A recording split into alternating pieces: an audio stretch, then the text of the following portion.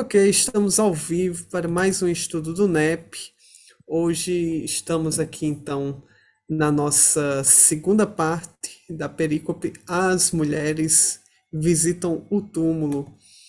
Então, a segunda parte do estudo é justamente aquela em que nós começamos a estudar os textos, os comentários espirituais, né? Então, vamos entrar aqui num aspecto mais interpretativo da perícope.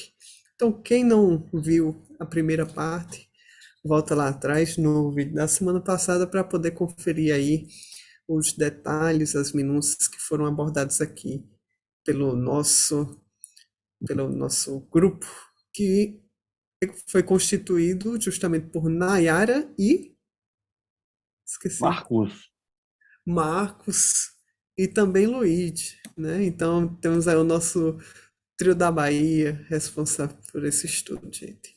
Então, gente, sem mais delongas, passo aí a palavra para Nayara, que vai conduzir o nosso estudo. Câmbio. Boa noite, gente. Vamos então aí nos aprofundar um pouquinho mais sobre a perícope, trazendo essas contribuições espirituais. E aí eu vou pedir para Paulo fazer nossa prece. Será que eu tenho um direito de imagem aí nessa? Mas eu escolhi esse abraço aí dessa série que eu sou fã, né? Para a gente lembrar desse abraço que e para começar os estudos. Pode ser, Paulo, fazer nossa prece? vamos lá, Peraí, que está descarregando. começa.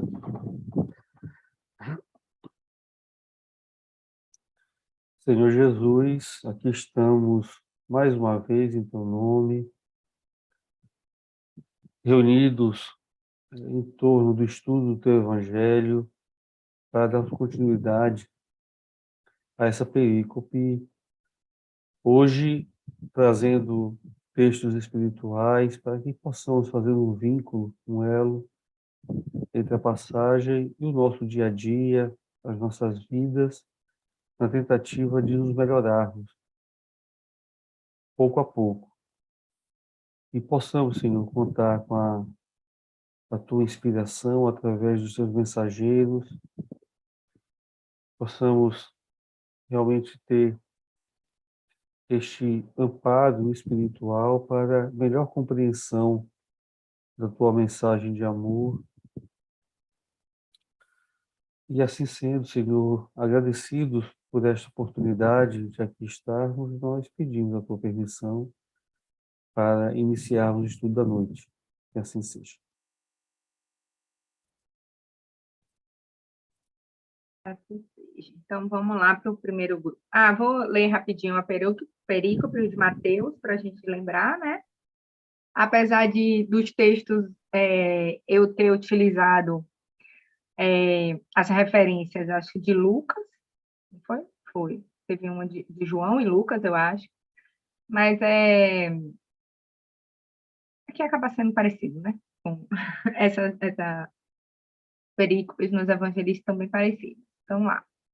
Depois do sábado, ao arraiar do primeiro dia da semana, vieram Maria Madalena e a outra Maria contemplar o sepulcro. E eis que ocorreu um grande terremoto, pois um anjo do Senhor, descendo do céu e se aproximando, rolou a pedra e sentou-se sobre ela. Seu aspecto era como um relâmpago e a sua veste branca como neve. Os guardas tremeram de medo dele e se tornaram como mortos. Em resposta, o anjo disse às mulheres: Não temais, pois sei que procurais Jesus, que foi crucificado. Ele não está aqui, pois ressuscitou como havia dito. Vinde e vede o lugar onde estava deitado. E de depressa, dizei aos seus discípulos que ressuscitou dos mortos. E eis que vai adiante de vós para a Galiléia, lá o vereis. Vede, eu vos digo. Afastando-se rapidamente do sepulcro, com temor e grande alegria, correram para anunciar aos seus discípulos. E eis que Jesus veio ao encontro delas, dizendo: Alegrai-vos. Elas, aproximando-se, agarraram os pés dele e o reverenciaram. Então disse-lhe Jesus: Não temais, ide e anunciai aos meus irmãos, a fim de que partam para Galiléia, e lá me verão. Só lembrando que Mateus já traz, né, Jesus aí, essa aparição de Jesus para Maria, e sendo que, na verdade, os outros evangelistas, e aí agora eu não tenho certeza, ele também, né, vai trazer as outras aparições que a gente vai ver no último estudo do ano. Então, vamos lá para o primeiro grupo. Está todo mundo aí. Diego acordou.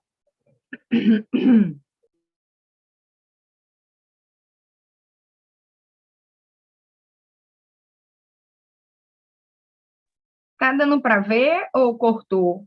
Tá tranquilo? Está dando para ver. Tá, beleza. Podemos iniciar, Nayara? Sim, Tá? podemos. Pode começar, Ótimo. Marilu. Então, tá. Então, o relato do texto, ele se refere a uma fase que Jesus, ressuscitado, já havia aparecido para os discípulos. E eles estavam com a esperança e o ânimo renovado. Já tinha até, inclusive, dado início aos trabalhos, né, do trabalho com os enfermos e divulgação, contornando os obstáculos que eles ainda tinham. E o fato da ressurreição era comentado entre o povo e também era comentado nas sinagogas.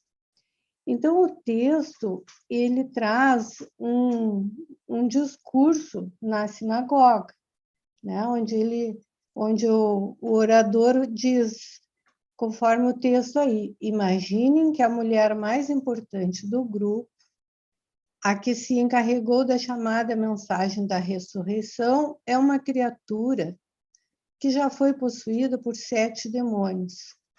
Em Magdala, todos a conhecem. Seu nome rasteja no chão. Como aceitar um acontecimento espiritual através de pessoa desse Jaez? Então, vou comentar essa partezinha aqui primeiro, né?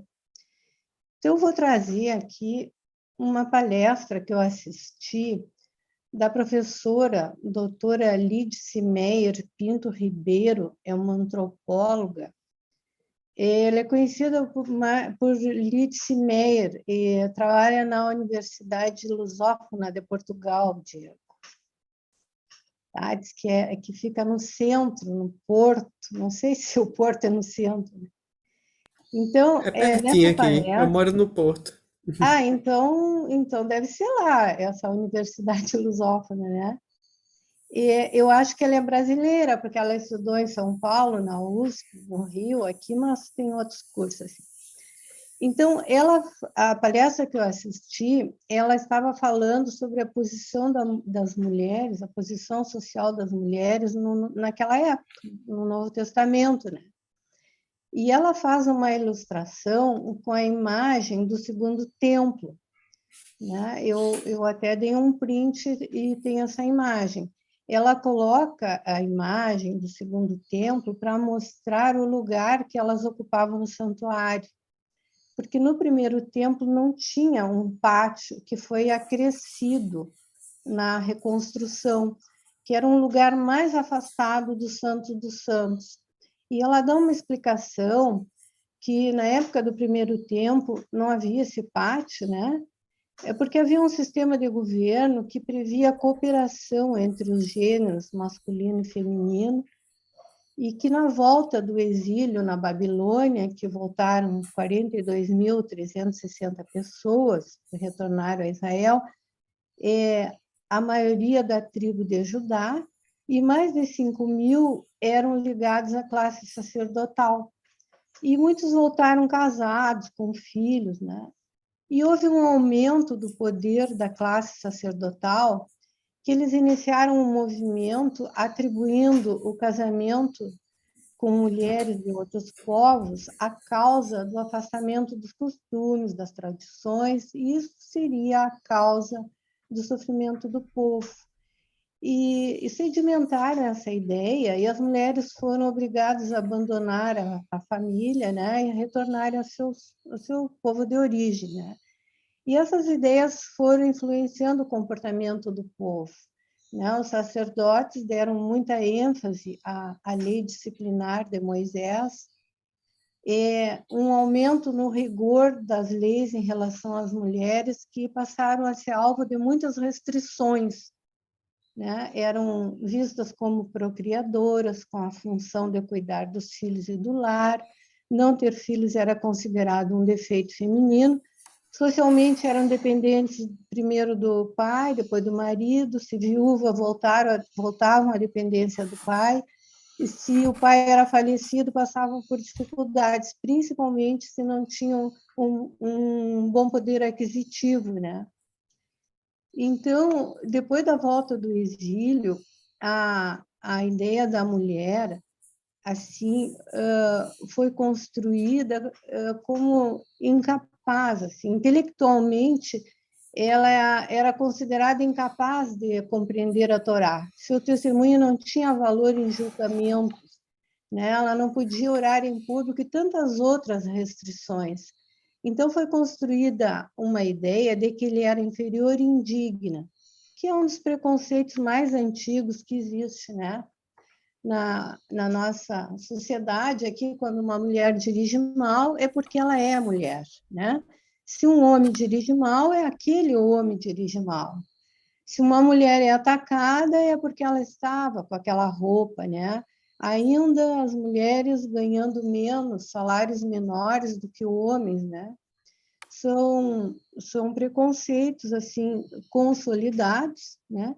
E embora haja um movimento de desconstrução, eles ainda persistem, né? Então, por ocasião da reconstrução do templo, surge esse pátio das mulheres, que é o lugar mais afastado do Santo dos Santos, que expressa bem que a mulher era considerada o ser mais impuro, que não podia se aproximar do divino, expressando bem a posição da mulher naquela sociedade. E a citação de que ela era possuída por 7 demônios, né, sinaliza um outro preconceito, porque os inválidos, os leprosos, os enfermos eram considerados merecedores daquela situação, porque haviam infringido a lei, né? Não havia misericórdia. Então, por ser mulher, era inferior.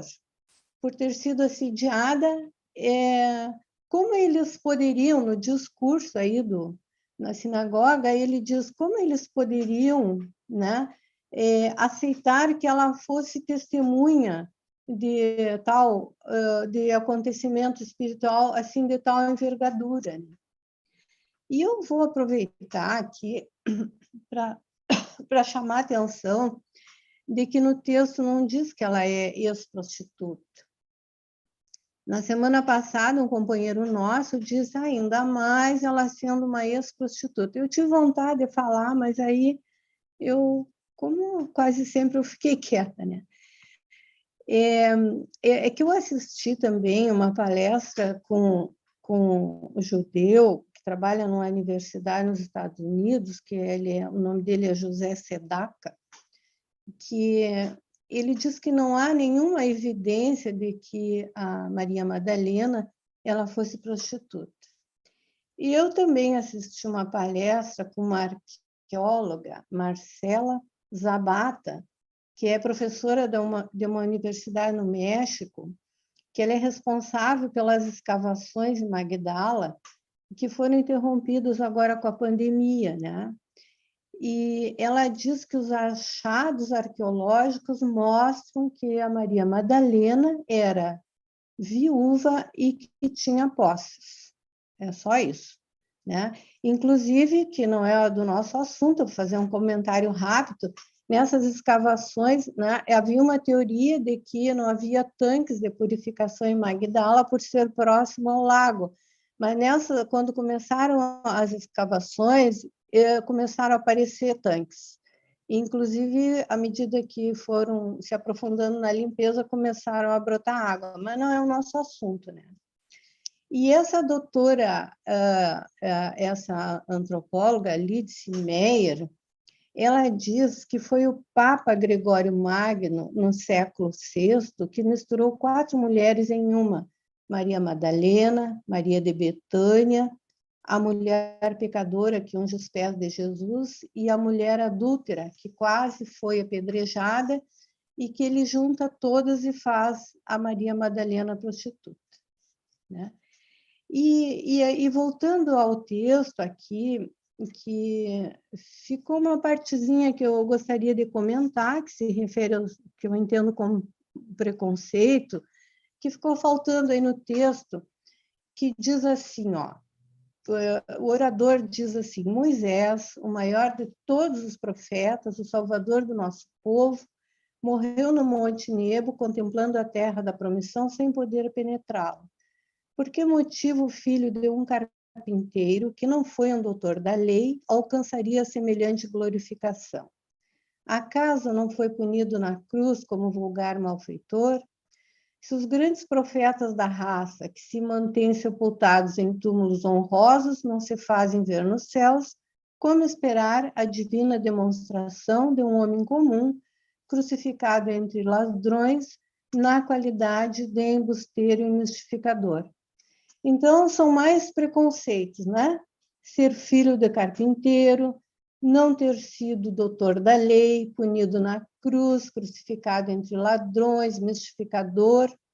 E mais adiante o texto ainda fala que o orador fala que lamentavam que José de Arimateia estava envolvido nesse assunto, né?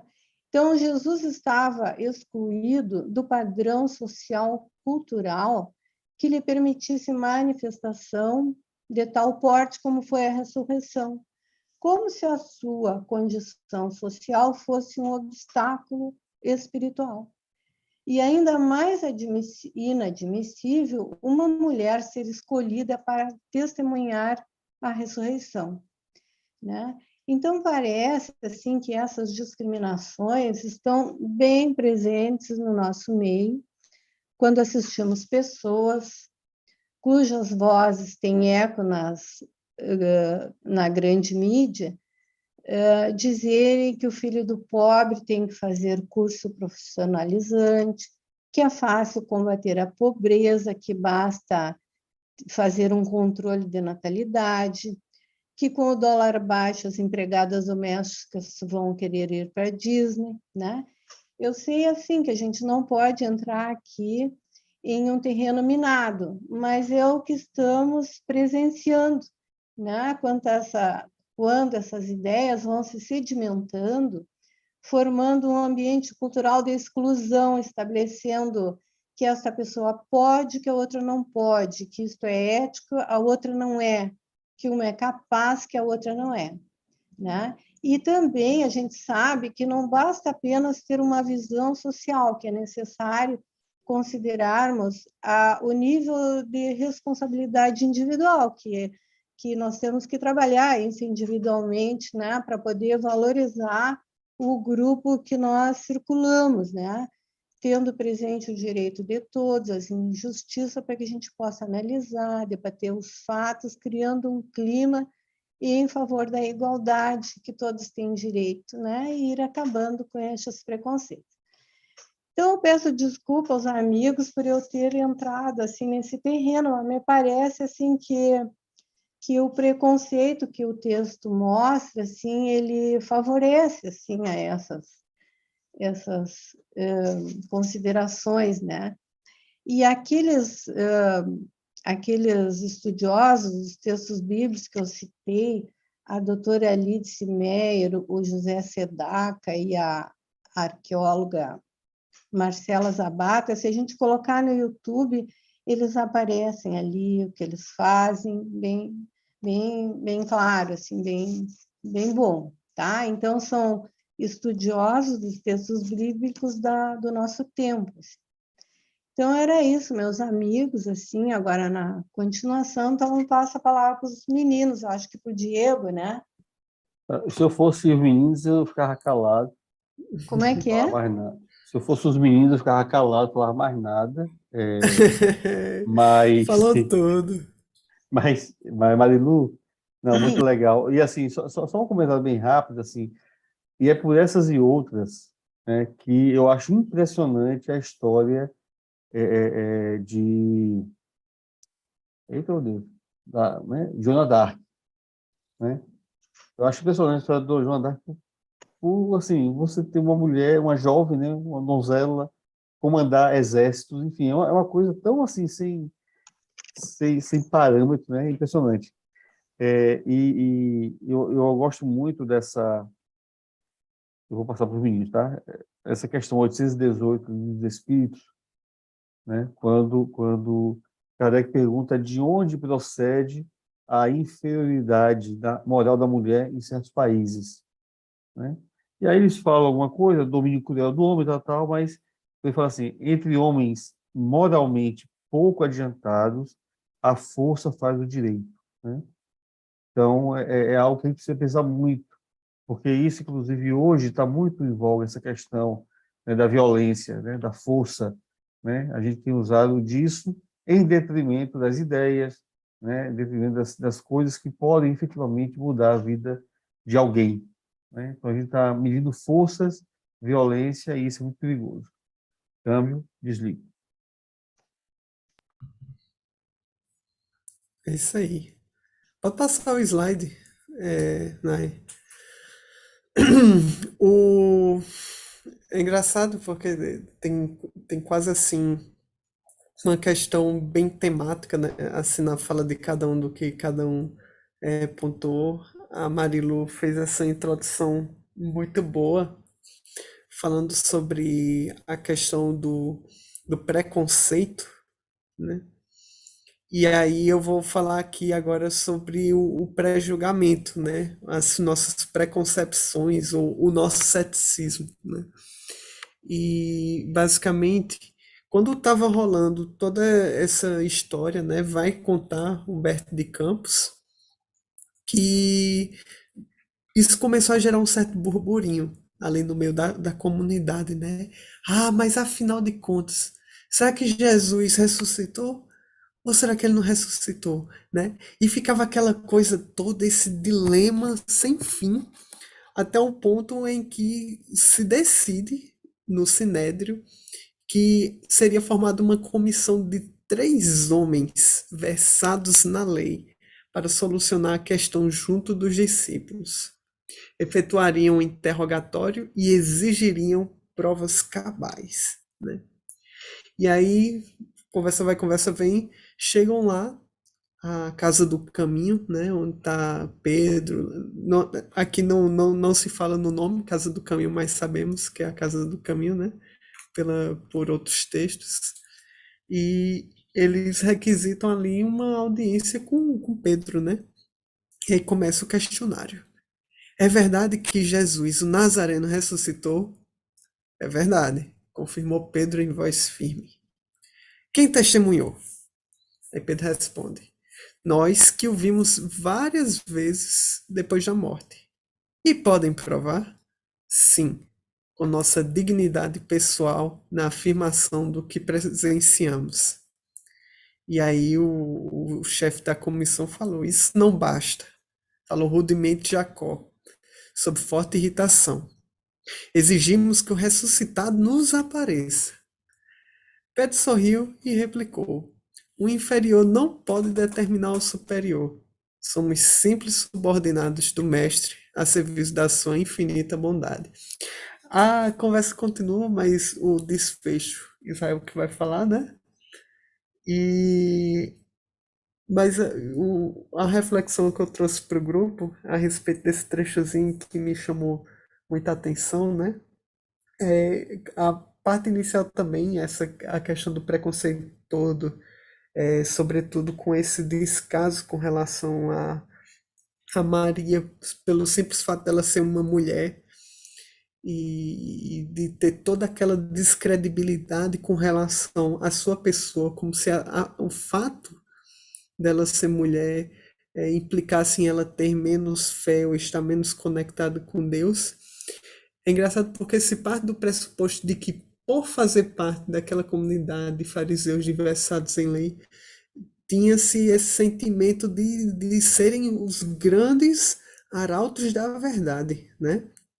Quem eram esses 3 para dizer ali se Jesus havia ressuscitado de fato ou não, né? E mas aí é a situação que nós temos, né? Eles tinham que resolver esse grande enigma porque já estava se gerando uma espécie de comoção social ali que estava prejudicando as bases da sociedade judaica na época, na visão do Sinédrio, né? E que era apenas tolerada por conta do trabalho assistencial que Pedro desenvolvia, que acabava por tornar bastante respeitável aquela comunidade, né? E é engraçado que, é, apesar de você, amanhã há de ser outro dia. Hã? Não entendi o contexto. É, sim. É porque, Diego, só para explicar o que você está meio Explique. sonolento, né? Não é porque o contexto dessa música é o contexto da ditadura militar, né? Assim, que tem Ah, pessoas que acham que tanto poder que elas estão acima, inclusive, da natureza, sabe? De que, enfim, que as coisas só acontecem se for conforme elas mandam, né? Elas querem. Aí, uhum, enfim, vamos embora. entendi. É que aqui já é amanhã. Estamos aqui 4 horas. Aí pronto. Aliás, meia-noite e 4 minutos. Sim, mas o que foi que me chamou mais atenção desse trechozinho especificamente é que isso me lembrou muito o movimento nascente do espiritismo, né? Porque o espiritismo, quando surgiu, foi tratado com muito ceticismo. E aí, quando a gente pega o livro O que é o Espiritismo, em que a gente vai encontrar ali a descrição do diálogo de Kardec com o cético, né? A gente vai ver que as perguntas são basicamente as mesmas, né? Tipo, qual é a prova que você tem dos espíritos, né? A gente teve essa situação. Ah, pois eu quero que vocês invoquem, né? Ah, o telefone toca de lá para cá, não de cá para lá, né? E a reflexão que eu trouxe sobre essa questão do ceticismo e do pré-julgamento é que, no fim das contas, esses três representantes do Sinédrio não estavam prontos para ver Jesus. Eles não estavam prontos para saber a verdade ou não. Eles chegaram com uma simples preconcepção, um pré-julgamento de que Jesus não havia ressuscitado de fato. E quantas vezes nós também não acabamos por adotar essa postura de ceticismo e nos fechamos, né? As várias possibilidades, a verdade, a abertura à verdade em si.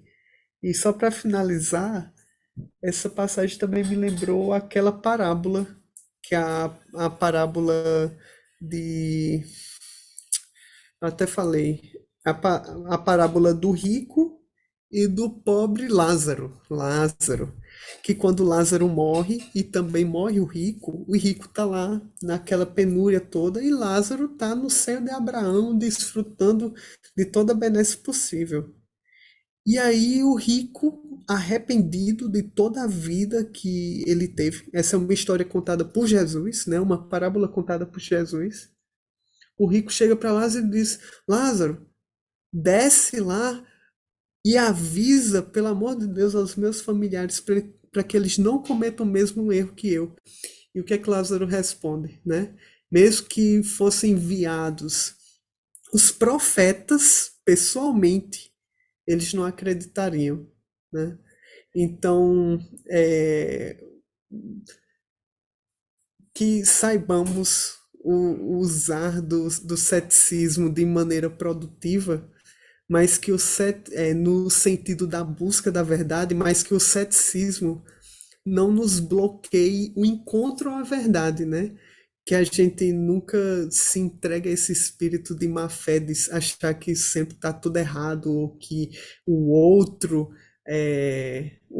não é capaz, ou que a verdade não pode estar com o outro, né? Porque isso geralmente tende apenas a nos destruir.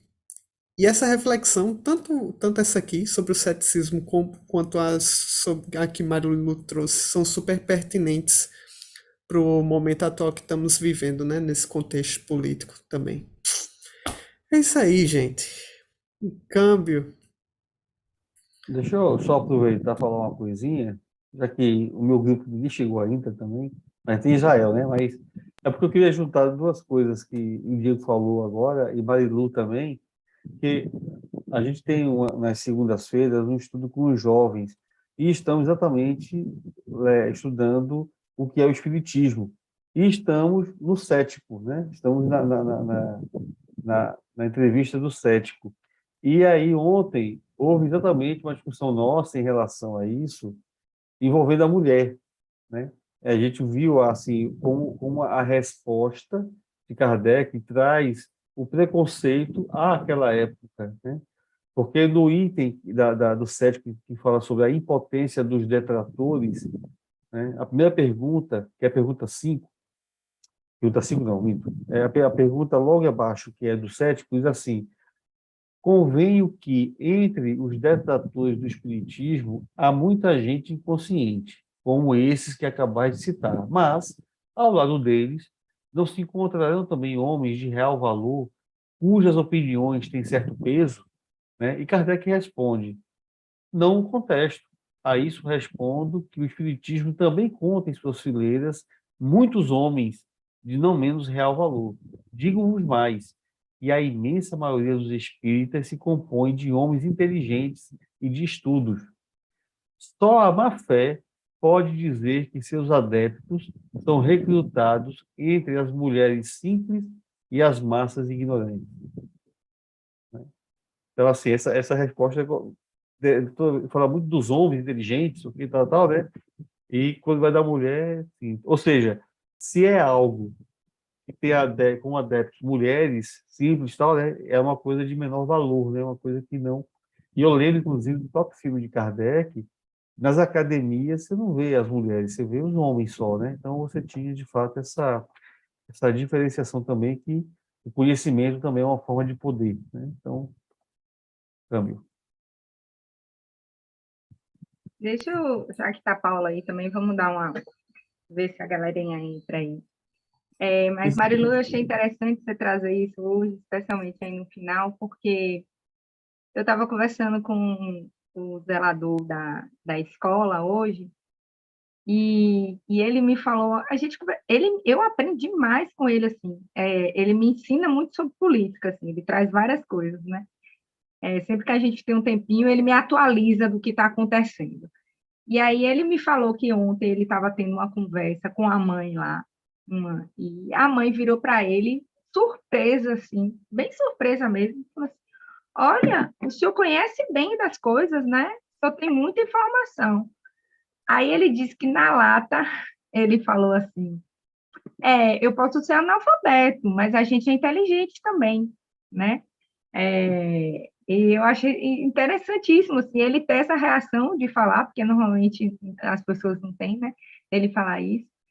E, e aí eu fico pensando, né, que às vezes a gente juntou um pouco da fala do tema que Eu, Marilu trouxe. eu sou pobre, mas sou limpinho, né? Né? Quase isso, assim, que ele falou, né? Pelo amor de Deus. Me juntou um pouco do tema que Diego trouxe, né? Do preconceito e com o pré-julgamento, isso aí, né? E, enfim, só uma coisa que eu lembrei. E outra coisa, só para complementar um pouquinho o estudo, porque a gente não teve oportunidade de falar na semana passada. Mas existem várias teorias, né, gente, do que poderia. Quer dizer, na época estava tendo várias hipóteses, assim, e até hoje os comentaristas, dependendo, estudiosos, trazem, não acreditam realmente que Jesus ressuscitou, e diz que pode ter sido o corpo roubado, teve dois sepultamentos, que houve uma conspiração e tal, né? Enfim. E aí o Wesley Caldeira tem um capítulo muito legal sobre isso, né? Que eu até passei para Paulo, para o próximo estudo, mas ele tem uma parte que ele traz sobre as mulheres que é muito interessante. Ele fala assim que ele traz uma referência aqui, e aí ele diz que para a gente ter uma ideia do quanto era desvalorizado esse testemunho feminino, nos mesmos casos em que era admitido também, era permitido o testemunho de um escravo pagão. né? Então, assim, tava, porque assim, ele disse que em caso, testemunho de mulheres era permitido somente em casos excepcionais, conforme se constata no estudo de documentos rabínicos antigos. Mas essas condições, o dela estava equivalente a escravos pagãos, né?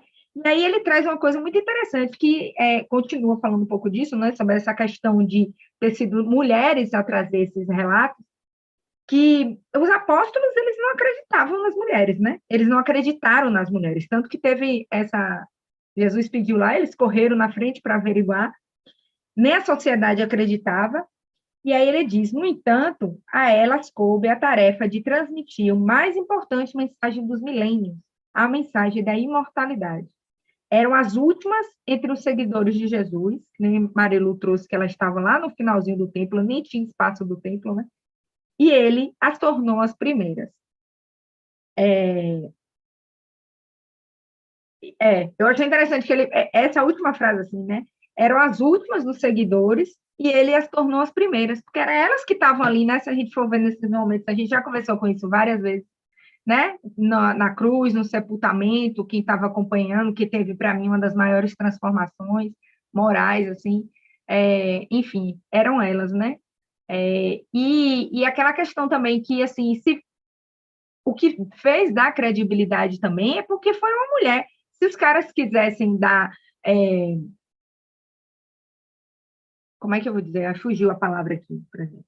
Ai, fugiu a palavra. Mas eles usariam Nicodemos, José de Arimateia, né? Ah, isso aí já.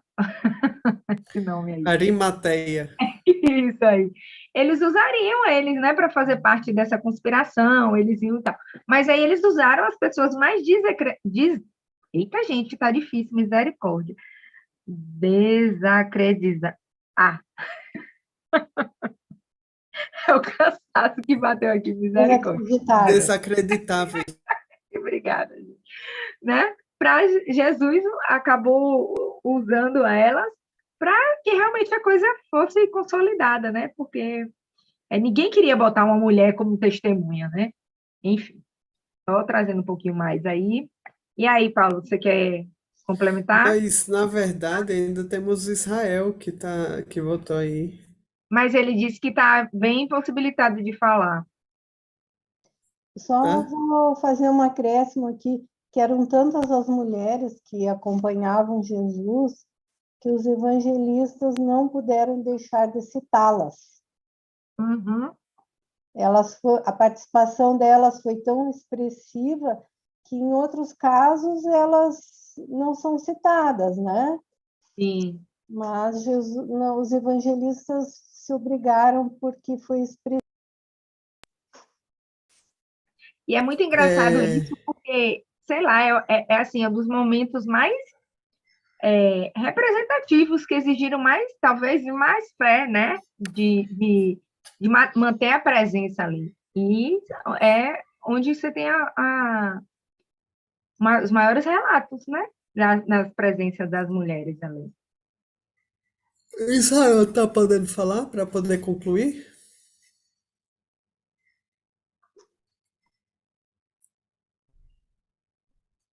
Israel? Oi, galera, chegou aí. Ele tinha dito que tava off, mas ele já voltou agora e eu não sei se ele pode ou não pode. Passa aí o slide, né?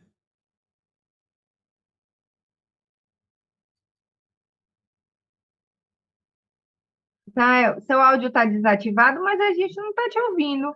É, a gente não tá te ouvindo não, Israel.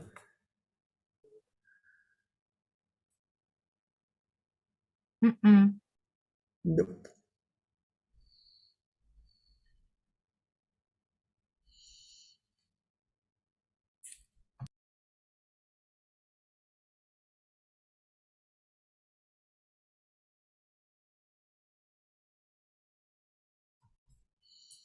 Testa agora.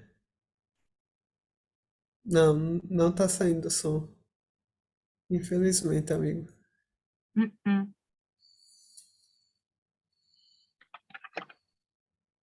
Opa. Fui eu. Ah, tá.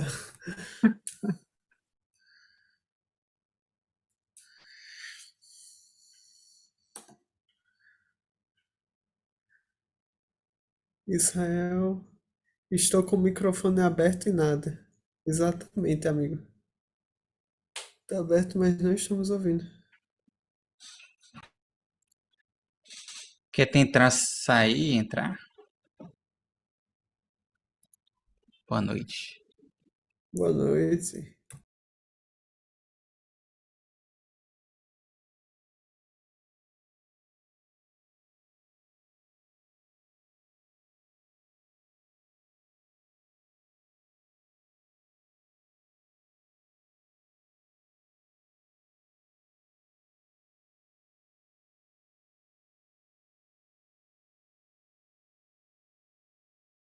O que é que está rolando aí? Beleza, ele pediu para a gente dar continuidade, que ele vai desligar e voltar. Aí a gente abre um espacinho para ele, tá? Já que os meninos chegaram, vamos começar então o segundo grupo? E só uma Oi. coisa que eu ia dizer para concluir lá o texto, que no final o pessoal tá azucrinando tanto Pedro, né, tal, com aquelas perguntas, e no finalzinho chega um doente e tá gemendo, né? E Pedro de repente olha assim, olha pro pessoal, os representantes do Sinédrio, com licença, agora eu tenho mais o que fazer e vai-se embora e deixa eles lá, né? Justamente deixando essa mensagem final super importante para encerrar, né? De que falamos sobre o preconceito, a preconcepção e aqui o assistencialismo, né? A questão da caridade ali encarnada na figura de Pedro e dos outros discípulos que estavam ali encabeçando a Casa do Caminho. E só para ver assim, o que no fim das contas de fato era importante. Será que era saber se Jesus Cristo tinha ressuscitado ou não?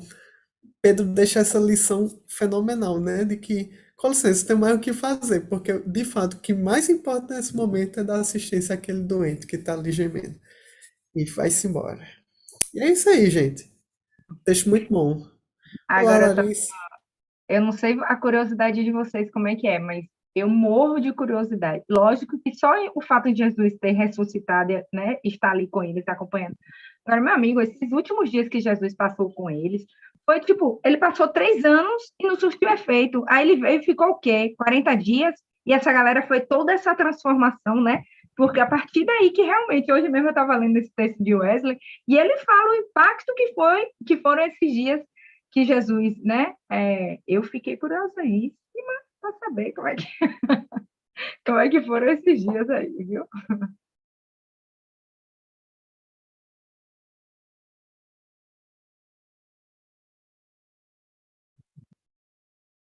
Bora então para o segundo grupo, com vocês aí. Então, vamos lá, boa noite a todos. Ficamos com o texto de Martins Peralva. O nome da mensagem é Guardar. O versículo em específico é: Então se lembraram das suas palavras, Lucas 24:8. Então, o contexto é: as mulheres chegam lá, aí não veem o corpo de Jesus, ficam sem entender, e daí elas veem, né, aqueles espíritos, enfim, e a partir daí elas lembram do que Jesus falou, né, sobre a questão da ressurreição. Então, o contexto da passagem da perícope que a gente ficou, não, o versículo que a gente ficou é esse. Então, para iniciar, o destaque é esse daqui, ó. Enquanto o Senhor estava com elas, com os discípulos e com o povo, que lhe desfrutavam a presença sublime, não lhe conseguiam guardar os ensinos. Esqueciam-lhe as lições, claras algumas vezes. Noutras ocasiões, ocultas sob o véu da alegoria e da parábola. Ouviam, mas não guardavam. Então, o destaque que a gente tem para fazer aqui é essa questão do ouvir, né? Muitas vezes a mensagem era ouvida, mas não era compreendida, não era vivida. E isso não se aplicava apenas às mulheres. Pode ver que aqui no texto está falando das mulheres, dos discípulos e do povo. E isso me fez lembrar a pergunta 627 do Livro dos Espíritos, onde Kardec diz assim: uma vez que Jesus ensinou as verdadeiras leis de Deus, qual a utilidade do ensino que os espíritos dão? Terão que nos ensinar mais alguma coisa? Então, na resposta, os espíritos dizem, né? Jesus empregava a miúde na sua linguagem alegorias e parábolas, porque falava de conformidade com os tempos e os lugares.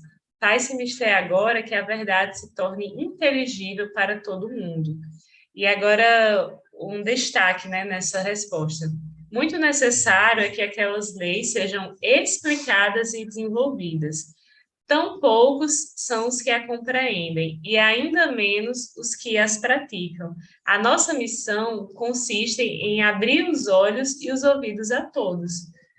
Então, é isso, né? A mensagem da doutrina espírita tem essa função, né, de fazer com que a gente use os nossos ouvidos realmente para ouvir, para que a gente abra os olhos para a mensagem e passe a viver, né? E outro pensamento que me veio é sobre essa questão de memória, de esquecer, de lembrar.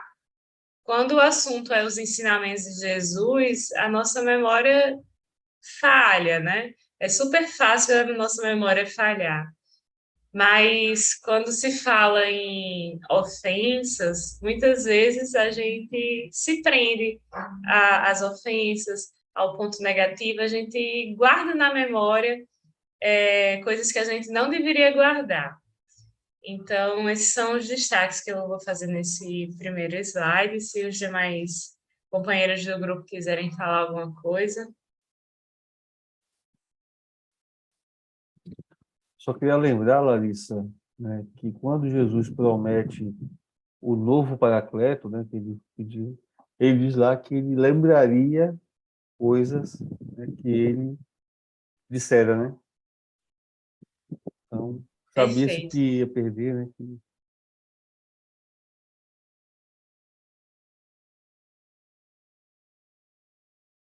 Pode passar? Por mim, sim. Boa noite, pessoal. Aí Ou a mensagem de Martins Peralva prossegue puxando já para o nosso caso, né? Ele começa falando assim: inúmeras vezes, conforme descrevem os evangelistas, confundem os seus ensinamentos, dando-lhes interpretações em desacordo com o real sentido deles. Então, isso é bem claro nos evangelhos, né? Por mais que alguns ensinamentos não fossem de fato comportamentais, que exigissem, por exemplo, uma transformação íntima, mas a gente vê, por exemplo, conceitos que até o último momento ainda não eram bem compreendidos, por exemplo, do reino dos céus, o reino de Deus. Até o último momento, eles achando que era um reino material, que Jesus iria promover naquela Páscoa, o que inclusive Judas pensava, mas não só Judas, mas os outros, né? Ia se levantar contra os romanos, ia se revelar quem ele era, né? Mostrar, enfim. E foi por um dos motivos que deu esse baque nesses discípulos, né?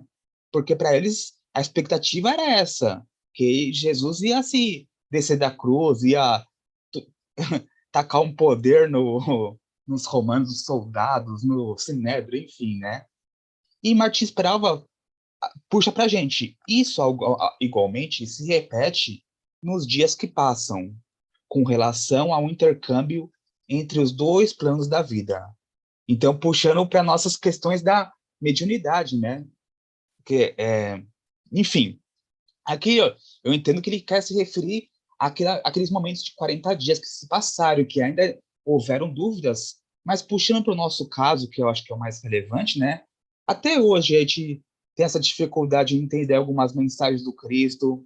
Tanto é que tive ver irmãos nossos defendendo certos absurdos em nome do Evangelho, né? Enfim, não vem ao caso, mas...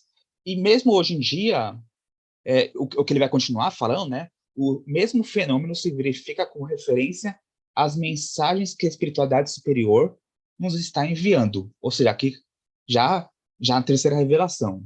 Em sucessivas ondas de luz e amor, numa demonstração de que as comportas celestes continuam abertas de par em par.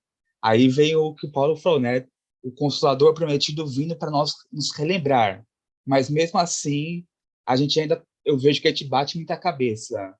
Então, eu não ia estranhar se daqui a alguns milhares de anos viesse uma quarta revelação, uma quinta, por causa que eu vejo que mesmo com tudo mastigadinho através da doutrina espírita, a gente bate muita cabeça ainda em muitos aspectos, né? Que a doutrina nos deixa claro. Por exemplo, esses dias mesmo eu estava pensando, né? A questão das fake news, por exemplo. Se a gente aplicasse o método kardeciano de verificar as fontes, de ver a universalidade das notícias, ver as fontes, ia ser tão óbvio, né? Hoje em dia, se qualquer um codificasse uma doutrina, ia pegar a primeira fake news que aparecesse e ia colocar como, como padrão, como notícia real, né?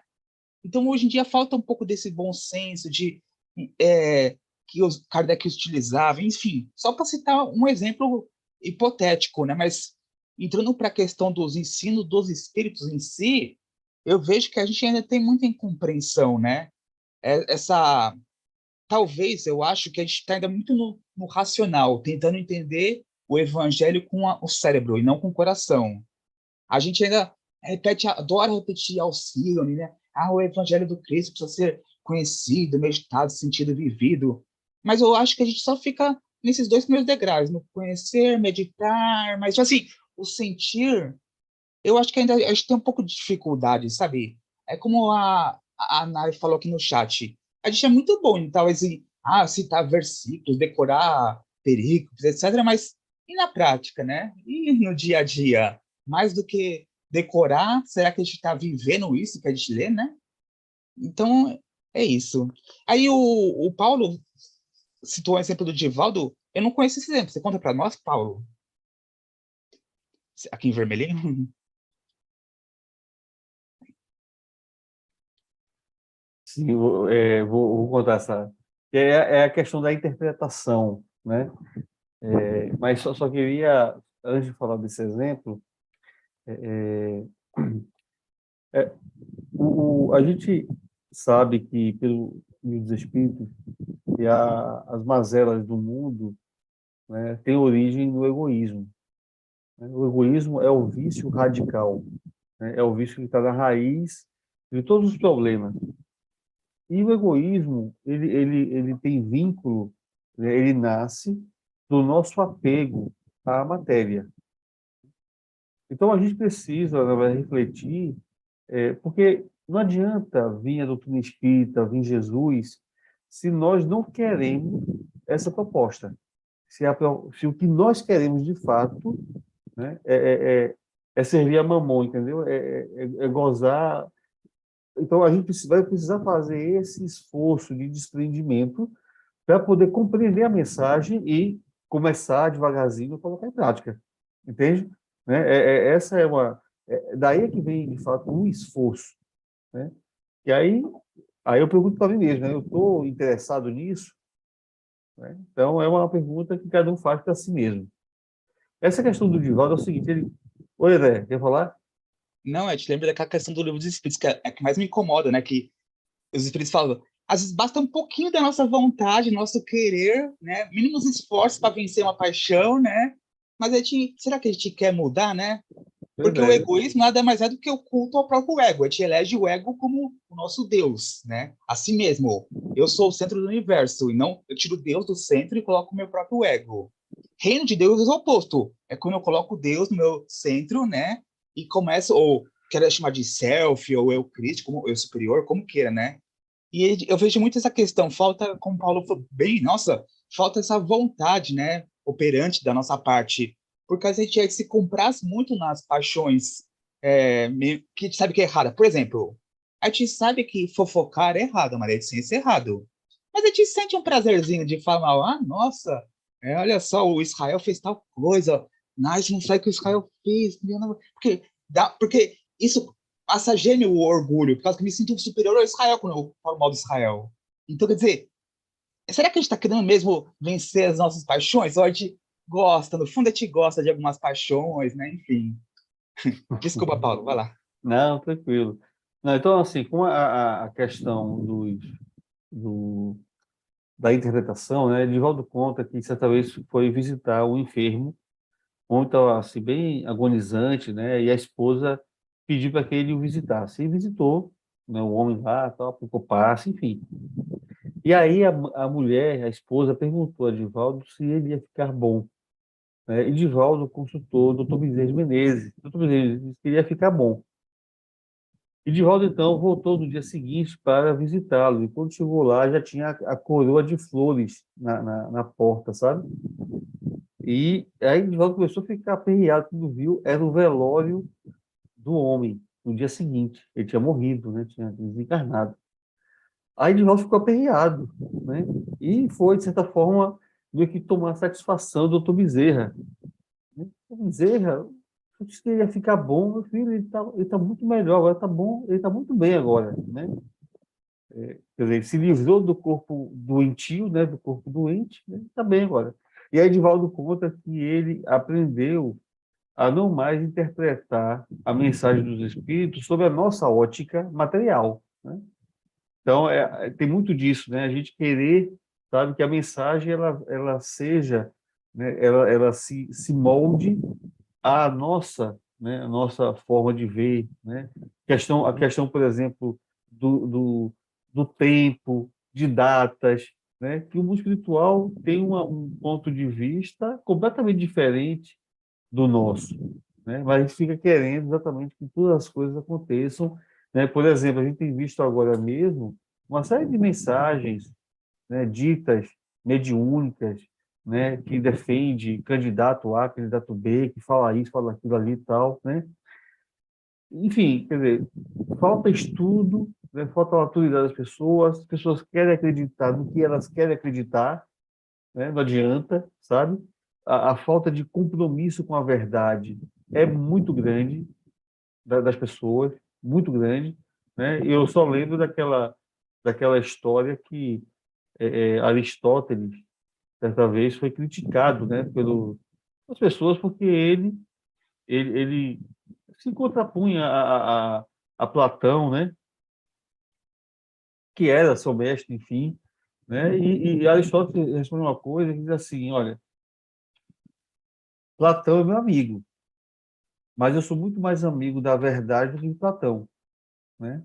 Então, é uma coisa que a gente precisa raciocinar muito bem em relação a isso. Não é porque eu gosto de tal pessoa, de tal candidato, que eu deva aceitar, compartilhar, né, coisas que a gente sabe que é uma inverdade, inclusive de uma outra pessoa, de outro candidato, né? Isso a gente precisa estar muito atento. Mas passe aí, companheira, por favor, a outra tela, acho que é comigo, né? Então, assim, esse texto do Martins Peralva, né, então, todo ele é centrado nessa questão do guardar, né? Ou seja, assim como ele cita que aquelas mulheres, aquele povo, os discípulos, conviveram com Jesus, mas não guardaram as suas lições, né, enquanto ele estava encarnado junto, né, talvez até mesmo por uma falta de compreensão do que era a verdadeira missão de Jesus, sabe? Porque até Nai falou agora há pouco, né, que com esse retorno, com essa ressurreição, com esse convívio de Jesus, né, em alguns dias, a coisa deu uma transformação, né? Porque eu acho, aí caiu a ficha realmente do que era a proposta, do que era o reino, né? Porque até então, para eles, ou para a maioria deles, tudo era muito a questão material, né? Caiu a ficha do ponto de vista espiritual, né? Da morte ser vencida. Então, isso é muito forte, né? Muito forte mesmo. E isso serve para a gente também, quer dizer, a mensagem da doutrina espírita, ela tem uma força que a gente não faz ideia, Mas eu não sei se essa força da mensagem espírita está repercutindo em mim efetivamente, né? Ou se está só entrando no ouvido e passando, quer dizer, não está ficando.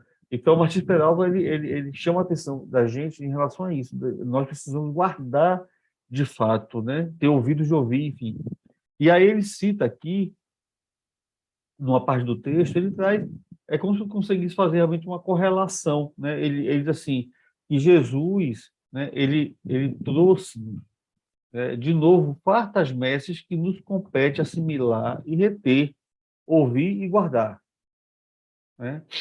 E aí ele diz assim, ele nos trouxe orientação para o exercício da mediunidade, né? Hífen de luz entre o céu e a terra, né? Essa ligação entre o céu e a terra.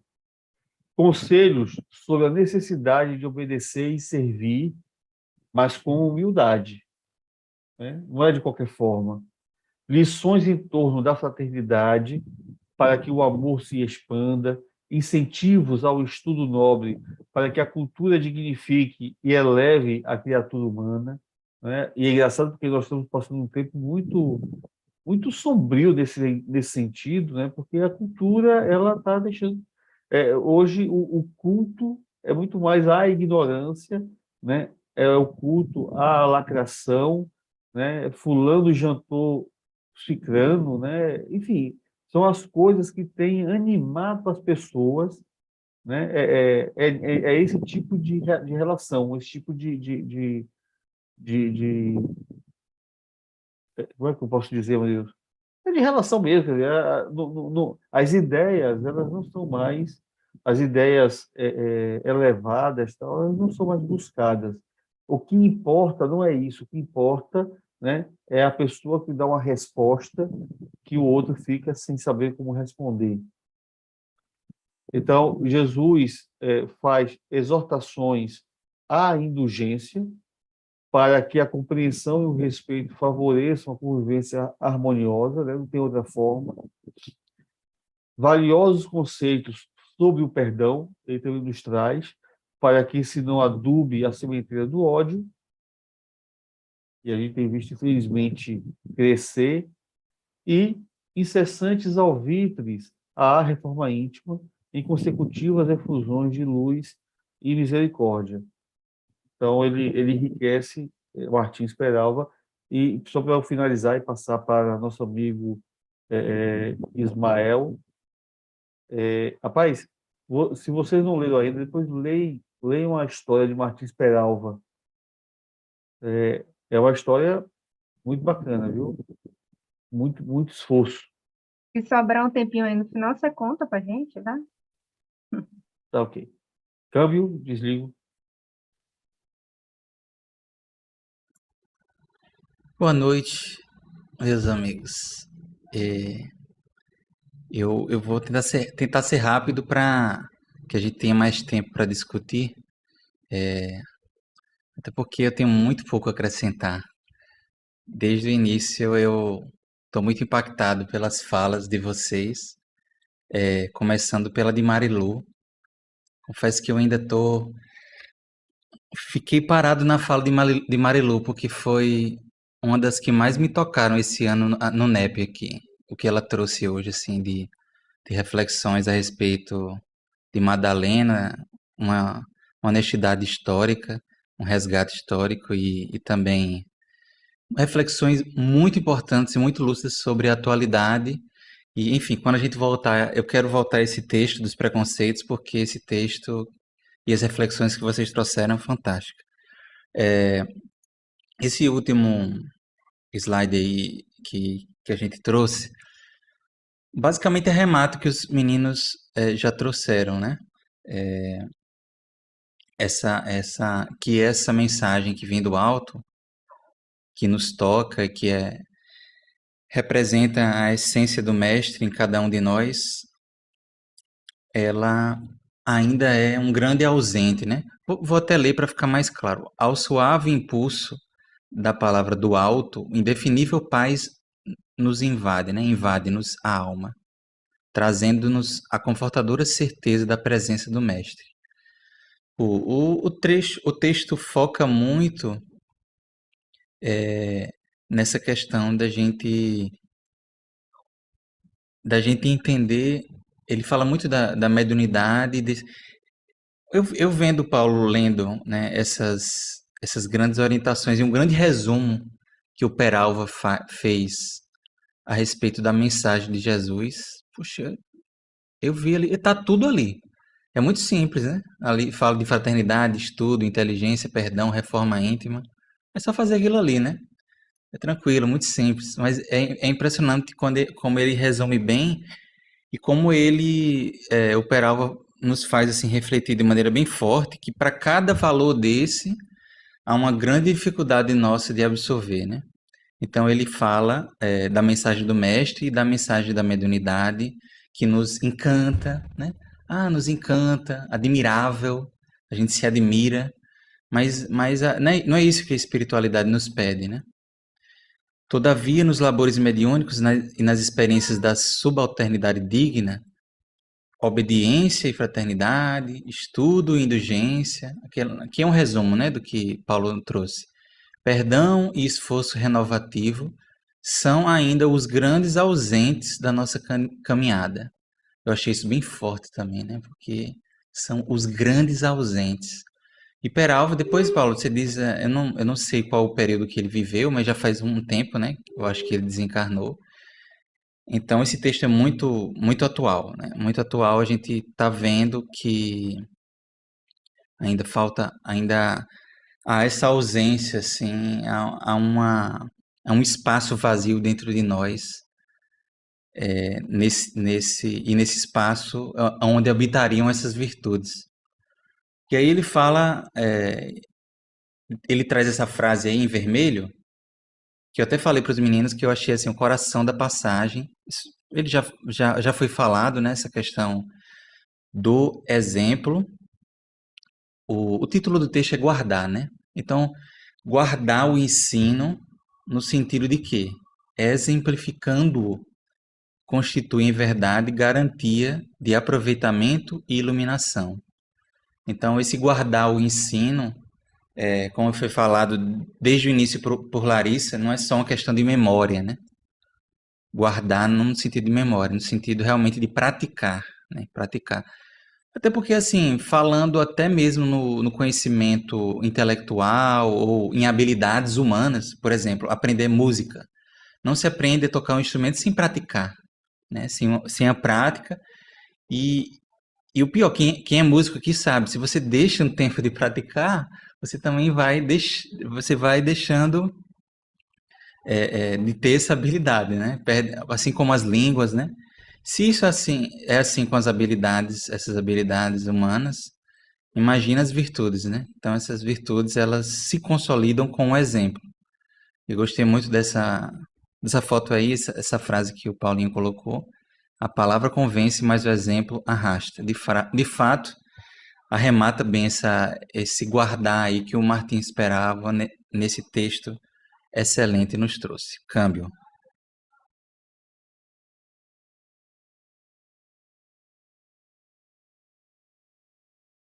É, eu posso já compartilhar um negocinho só aqui? É porque vocês falaram muito assim, esse texto, eu lembro quando eu li, tem muito essa questão mesmo assim, da mediunidade, né? E aí é algo que eu sempre fico pensando assim, de como, eu sempre falando aqui da gente escutar nosso guia, né? A gente estar atento a essa intuição e tal, que às vezes eles estão passando coisa para a gente e a gente não consegue se guardar, né? A gente não assimila, a gente não guarda aí, os coitados ficam mandando a mensagem várias vezes e a gente não guarda. Mas essa noite rolou uma coisa bem interessante comigo, assim, que enquanto vocês estavam falando, eu lembrei. Eu estava com uma situação com a criança, e aí ontem o dia inteiro eu, assim, sabe, pedindo inspiração para como lidar com aquela situação, como ajudar aquela criança e tal, assim. E aí, antes de dormir, eu só pedi assim, né, por favor, que venha a inspiração, que amanhã que amanhã eu consiga resolver um pouco melhor. E aí, eu tive um sonho com essa criança, E eu não lembro do contexto direito do sonho, mas eu só lembro de uma frase que ela me disse. E essa frase que ela me disse, chega, me arrepio todinho aqui, gente.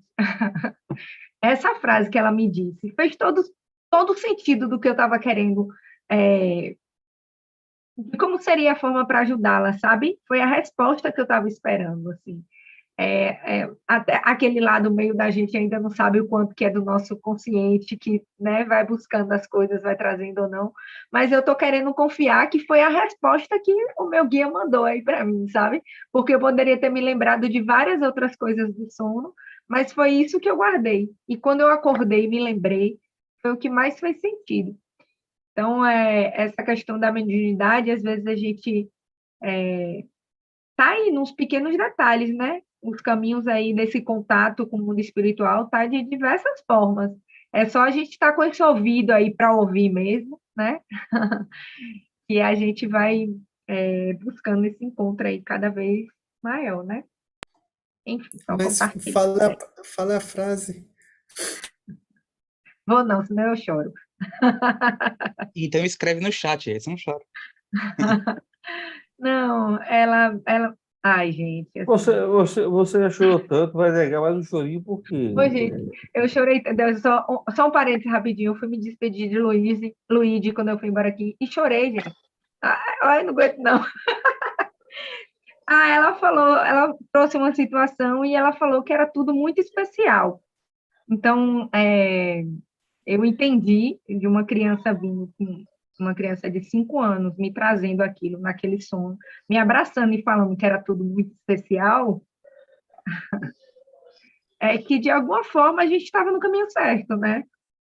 A minha relação com ela, assim. E, enfim, né?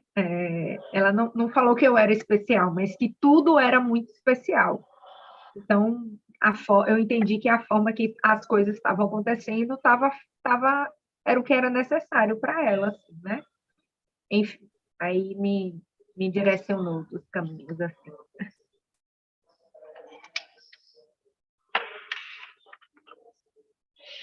Vocês estão me ouvindo? Aê! Estamos Ele sim. ressuscitou. Finalmente. Deu Jesus. certo. Na verdade, os meus pontos de fala já passaram todo aí, já foi meio que respondido. Mas eu acho que a grande apresentação do Cristo, vamos dizer assim, eu volto lá para o meu amigo Israel, lá assim, junto com a mulher samaritana, como se fosse essa maturidade da humanidade, ele vem nos apresentar, vamos dizer assim, a era da espiritualidade, né? Aquele o deixar de contemplar Deus nos templos de pedras, no templos físico. E agora, vamos dizer assim, a contemplação de Deus está em cada um de nós. E quando ele, nessa passagem que a gente muito viu aí das mulheres no túmulo, a aparição do Cristo, é inaugurada também essa comunicação com o plano espiritual. Tanto que o medo ali dos fariseus era o quê? Porque todos ansiavam por um Messias. Todos estavam esperando aquele Messias das profecias antigas, né? E batia a dúvida. E aquele era o assunto, vamos dizer assim, segundo esse primeiro texto que a gente estudou ali, essa ansiedade, vamos dizer assim, daquele profeta que estava por vir, o Messias prometido, esses silêncios dos céus, né? E Jesus se apresenta abrindo a porta da espiritualidade para todos nós. Como o Nai disse ali, agora não se contempla mais, você é capaz de se comunicar com o divino dentro de você, através do quê? Sendo esse mediador, né? Tendo essa mediunidade. Agora cabe a nós fazer esse exercício, vamos dizer assim, de deixar ser esse talmidim da nova era, né? Esse ser mais espiritualizado também, ser tocado em nosso íntimo, nessa centelha divina que há dentro de cada um de nós, né? Porque além dessa mensagem, vamos dizer assim, que tem nesses textos que foi lido e os dois, e principalmente o nosso, eu vi muito essa questão da imortalidade da alma que o Cristo traz, vamos dizer assim, e desse ser espiritual que todos nós somos, né? E como é que se processa essas relações quando ali aquela equipe que é eleita ali para ir contestar lá no nosso texto, Simão Pedro, será que o Cristo haveria de ter ressuscitado mesmo? Então nos prova, né, invoque-o, e ali ele fala que o telefone, pela moralidade, toca de lá para cá, não é daqui para lá, né? Como que se dissesse nas entrelinhas ali. Então, se vocês são capazes, vamos dizer assim, e querem, por que vocês não morrem também e vão confirmar no plano espiritual? Que seria, na verdade, que é o movimento ainda dos ignorantes, vamos dizer assim, daqueles que não compreendem a espiritualidade, vão ter que ir e vir o plano espiritual para compreender esse momento de maturidade da humanidade, de compreender essa espiritualidade e esse ser imortal que todos nós somos, né? Desculpe me perder um pouquinho aí, me delongado, mas foi isso. Melhor quando a gente se perde, viu, Israel? E aí, minha gente, alguém mais quer trazer contribuições? Eu vou colocar no grupo o link da União Espírita Mineira que fala sobre Martins Peral, tá certo? Ótimo. Olha, os textos de semana que vem já estão selecionados. E eu escolhi 2 de Emmanuel, porque ele dá uma puxada de orelha bonita. Então, acho interessante, deixei lá para... Deixei mais tranquilo aqui, né? Humberto de Campos mais trazendo, Martins Peralta também dá as puxadinhas de orelha dele mais de leve. Aí eu deixei a chamada mesmo para a semana que vem de Emmanuel, tá bom? Então, se preparem. Bom, se ninguém quiser complementar mais... Eu queria interpretar essa imagem por causa que entre o Cristo e Maria Madalena, o que tem ali no meio? A parreira, que é o símbolo do espiritismo, né? Então a gente vê que é a comunicação entre os mortos. Então, o artista que fez aí já estava intuído, falou, não, ele deve colocar a terceira revelação aí, o Consolador Prometido aí no meio. O que os olhos podem ver, né? Mas é muito nem bonito essa tinha imagem. reparado. Muito bonita. Ai, ai. Então, tá bom, gente. Obrigada pelas contribuições. Sempre excelente. Viu, Marilu? Todo mundo a favor que você pegue suas contribuições e inspirações de hoje, monte uma palestra aí para dar para a gente, trazer. Não tá, galera? Que vocês não concordam? Gente, com certeza. Nossa, eu gostei demais. Eu entrei depois, eu não vi. Eu assisti a gravação só para... Depois que o Ismael elogiou tanto, eu vou escutar só mais. Veja uma gravação. Eu vou escutar agora, porque você falou tão bem que eu fiquei curioso. O que ela falou que tocou tanto? Foi muito bom. Larissa? É que a gente tá perto aqui e fica dando eco. Você falou, Nai, que os textos de hoje eram tranquilos. Esse primeiro texto. O nosso eu considero que também teve uma puxadinha de orelha. Mas o primeiro texto, né, que eu acompanhei, a gente acompanhou chegando em casa aqui, mesmo na loucura aqui de se organizar, eu fiquei muito impactado, assim, pela atualidade, né? A gente vê como esses preconceitos, eles, às vezes até de maneira bem parecida com a época do Cristo, muito embora com muito menos instrumentos de opressão do que existiam na época, mas esses preconceitos, esses mesmos preconceitos com a mulher, raciais, com pessoas de orientação sexual homoafetiva. Então, a gente teve esse choque de realidade nesses últimos tempos, ver essa raiz ainda muito forte, né, na nossa sociedade brasileira.